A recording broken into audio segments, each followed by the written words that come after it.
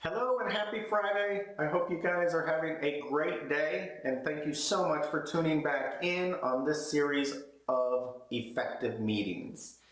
And so today we're going to dive into the key ingredients that are needed to position any meeting to be highly effective.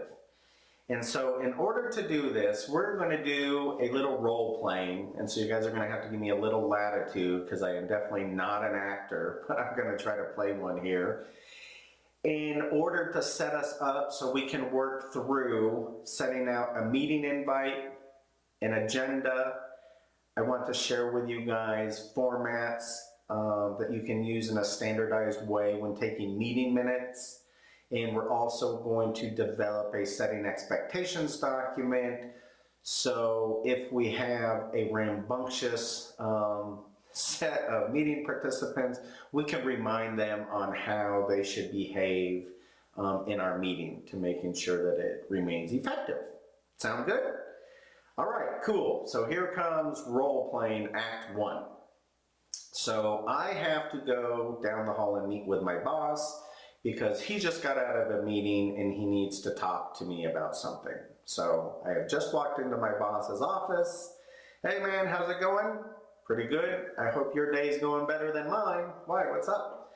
Well, I just got my butt chewed by the execs as the audio visual system is on the fritz again, and we've got 60 days to get it fixed because we have the third earnings conference call coming up, and we know that's a hard deadline, no doubt about it.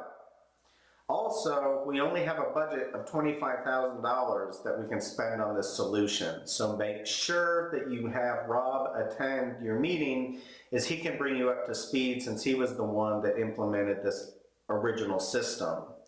I've also learned that the speakers and the wiring from an infrastructure perspective are good. We didn't skimp there, so that should be helpful when you guys are finding the replacement to save some dollars. So let's keep that in production if at all possible.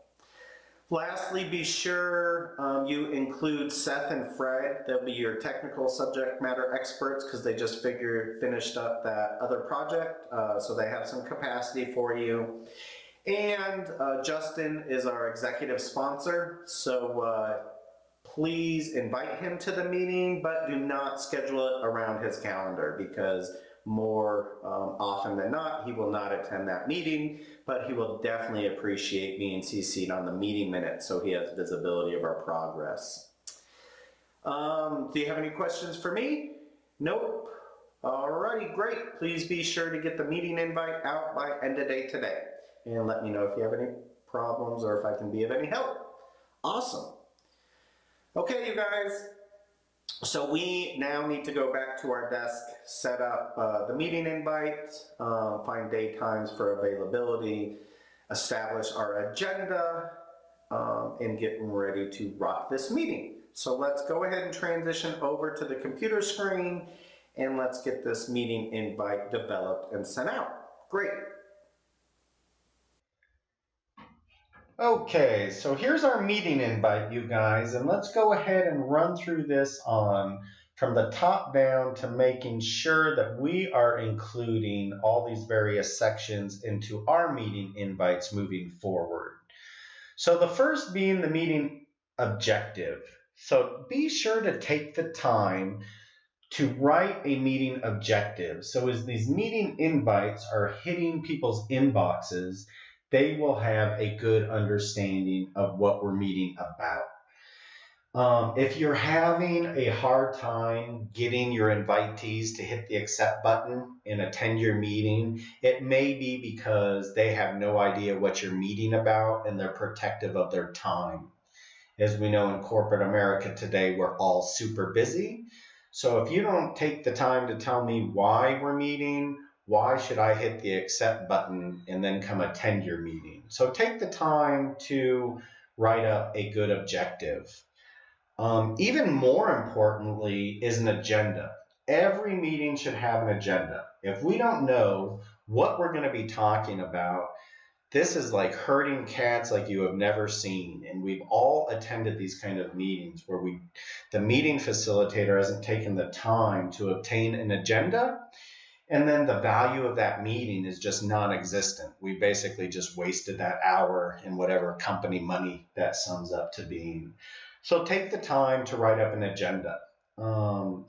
Some things that I like to do to remind myself if I have to facilitate a lot of meetings that week is I will add some additional color, as you can see in like my sub bullets at the topic level, so I know when I'm in to facilitate that meeting, when I'm kicking off that meeting, my first order of business is going to ask Rob to help me get up to speed on the legacy system.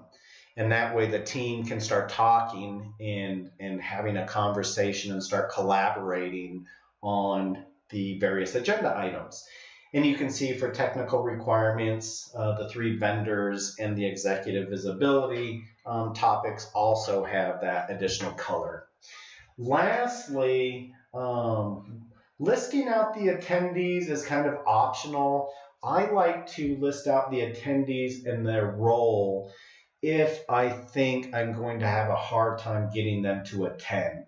So if I kind of spell out their role, then they see, oh, I'm kind of the only person that's going to be able to do this, and I know I must attend. It just really helps on the work smarter, not harder piece, right? Because otherwise what happens is I might have to chase down Rob and say, hey man, you really need to attend this meeting because we need the history on the legacy system in order to move forward. And so just trying to provide a little foresight and help myself from having to run up and down halls and herd those cats again. So that is the meeting invite. Hopefully that made sense. And it included our agenda, our objective, and our attendees. So in the next video, we are going to take a look at setting clear expectations for our meeting attendees.